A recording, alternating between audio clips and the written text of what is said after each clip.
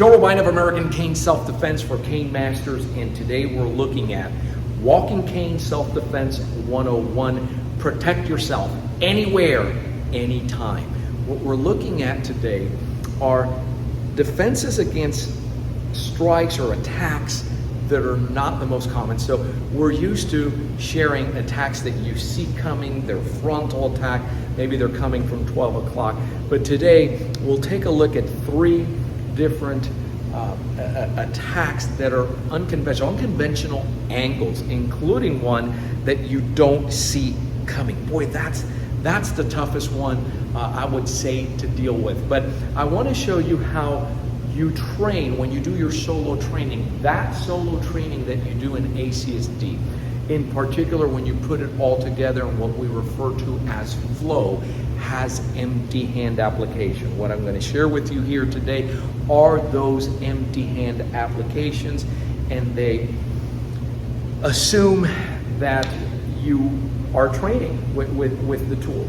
So the first one of these is, we're always used to, most present from here, you're coming, but what happens when they're coming here? Now, we try to keep everything between our 10 and 2 field of vision. We've explained in other segments the concept of tracking, which means if I don't see him anymore and I can't get out of here and this doesn't feel, I can't see him there, I would have to make a quarter pivot and then come up here. Whether I have the cane, I don't have the cane, I have my hands here, I'm still going to track so that I can see him out of the periphery, and then if he does decide to go ahead and move, boy, I can do something about it.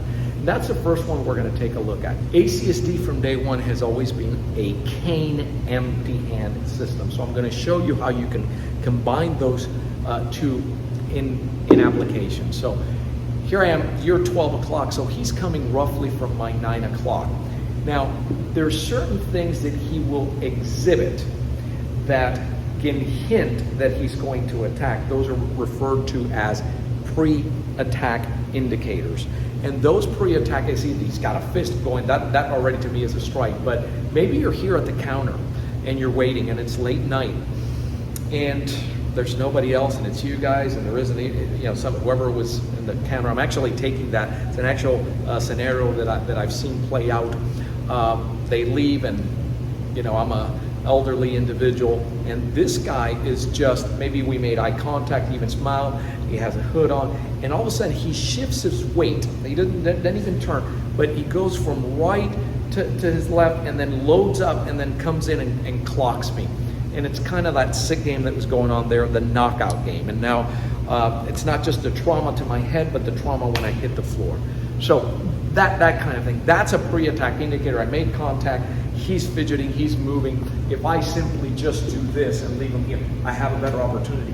And really, again, assuming you can't get out, just get out. It doesn't feel right. That would be the best way to handle it. So we're going to take a look at an attack that comes from here. Now, how does this work? I have my cane here.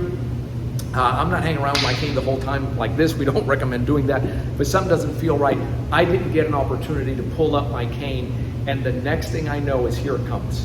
Bang! All this to take my wallet. All right, let's see. So my hand is here, I couldn't come up. I'm gonna use, we call it an ACSD a triangle, and this is the shape. See that here? You're gonna use your forearm to deflect that strike. So I'm gonna move back. Now, Jose, I want you to throw it just a little quicker so that we can see. Go ahead. Yeah, that would be the movement. Now, where's my cane? My cane is in my right hand. So you're seeing what the movement is up here, which is this, to deflect. Notice it's not a block. I don't try to stop that. In ACSD, we don't use the ulnar bone for anything. We're going to use the top of that forearm to go ahead and deflect. And now my right hand is loaded with that tool. There it goes. So I want you, I'm going to tilt down here so that you can look at what's going on. I'm here, my hand is going to slide down, so he throws the strike, and I have the choking up. Did you see the choking up automatically here? I have it on the top, it slides down, and now I can take this out. That happens in one motion. Look at it again. I'm here, I moved back, pop, I took that out. Now, look at the other leg, I can just come in here and stop. That's a combination of using empty hand, your empty hand skill, to deflect, connect, boom, so that I can control, bring it back over the top, perhaps strike the clavicle to incapacitate that side. Notice I chose to strike over the clavicle, the joints that's up there, to knock out that limb, because when I take out the limbs, I win. Okay, that's one example of doing that. How do you practice that? Well, you're here, and now you're just going to do this movement and come in here, or you're going to do it, you're practicing it solo, you do this, and you step. All you're going to do is step, take out the medial collateral aspect, the medial collateral ligaments of his left knee. Boom, you're taking out the wheels. You win. You take out the limbs, you win. That's one. Let's take a look at another one. What about when we're seated? Right, so we'll bring in, so you're sitting down now. So here I am, here comes that strike or whatever. Oh boy, that's a tough one.